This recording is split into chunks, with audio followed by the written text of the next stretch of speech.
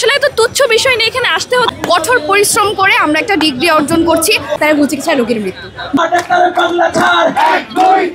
আসলে তো তুচ্ছ বিষয় নিয়ে এখানে আসতে হচ্ছে, এটাই খুবই লজ্জার বিষয়। আমাদের ক্লাস, আমাদের পরীক্ষা সবকিছু বাদ দিয়ে শাহবাগে শহীদ মিনারে আন্দোলন করতে হচ্ছে শুধু নামের আগে ডাক্তার লেখার জন্য।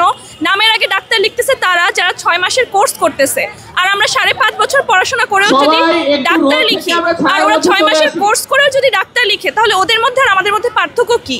কেন আমরা 5.5 বছর কষ্ট করব? তো যেই ভুয়া চিকিৎসক তারাই যদি ওদের চিকিৎসা করতে পারে, তাহলে আমাদের তো কোনো দরকার নাই। আমরা কমপ্লিট শাটডাউনে চলে যাই, আর তাদের যে তথাকথিত ভুয়া ডাক্তার তাদেরকে দিয়ে ওরা চিকিৎসা করা। আমরা আর ব্যাক করবো না আমাদের ক্যাম্পাসে।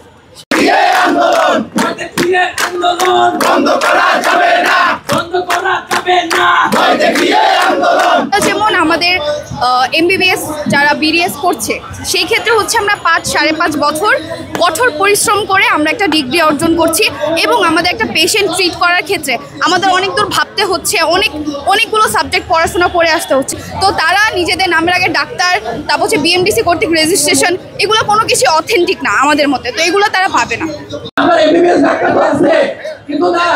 আমাদের দাবিটা হচ্ছে আমরা এমবিবিএস বিডিএস ছাড়া নামের আগে ডাক্তার উপাধি ব্যবহার করতে পারবে না। তারপর অ্যান্টিবায়োটিক যে ওটিসি ড্রাগ লিস্ট আছে, সেটা হচ্ছে এর বাইরে কেউ কোনো ডক্টর এমবিবিএস ছাড়া এটা কেউ প্রেসক্রাইব করতে পারবে না। আর হচ্ছে পেরিফেরিতে পর্যাপ্ত পরিমাণে ডাক্তার নিয়োগ দিতে হবে, যেটা আমাদের আসছে, কিন্তু বলা হচ্ছে যে নাই, কারণ হচ্ছে স্যাটমো ডিএমএফ ওদেরকে নিয়োগ দেওয়া হচ্ছে, কিন্তু প্রতি বছর হাজার হাজার ডক্টর বের হচ্ছে। বেকারত্বটা বাড়তেছে, এই পরিমাণটা কমাতে হবে। এখানে শুনানি কি হলো? 12ই মার্চে হচ্ছে আমাদের সিদ্ধান্ত জানানো হবে। কেন বারবার পেছানো হচ্ছে? এখানে পেছানোর কারণটা কি, যৌক্তিক দাবিটা কি, এটাই তো আমি বুঝতে পারছি না। আমরা কেউই বুঝতে পারছি না। আপনারা দেশের নাগরিক, আমরা দেশের নাগরিক, আমরা দেশের নাগরিকদের ভালো চাই, আপনারাও ভালো চান, কিন্তু এইটুকু কমন সেন্স কেন নেই? যেটা কোয়ালিফিকেশন কোয়ালিফাইড যারা, তারা সেবা দিলে একটা মানুষ সুস্থ হবে, এই জিনিসটা আপনাদের কেন মাথায় নেই? কেন তাদের দ্বারা সেবাপ্রাপ্ত হয়, তারা যে হচ্ছে সেবাটা দেয়, সেবা দেওয়ার পরে রোগীর অবস্থা কিন্তু খারাপ হয়ে যায়, সেই খারাপ অবস্থা নিয়ে তারা আবার হাসপাতাল বা সরকারি হাসপাতালে অ্যাডমিট হয়, তখন তো আর আমাদের হাতে করার কিছু থাকে না। তখন কি নিউজ হয়? আপনারাই লিখেন ভুল চিকিৎসায়, ডাক্তারের ভুল চিকিৎসায় রোগীর মৃত্যু, কিন্তু আদতে তো সেটা নয়।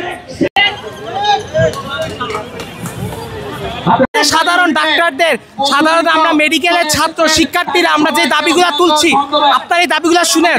আমাদের ডাক্তারদের অধিকারের রক্ষা কবচে 5 দফা আমরা যতটুক যা দাবি করেছি ওটা আমাদেরকে বুঝিয়ে দেন। আমাদের সামনে আসুন, আপনারা আমাদের সাহস যোগান। আমরা দেখেন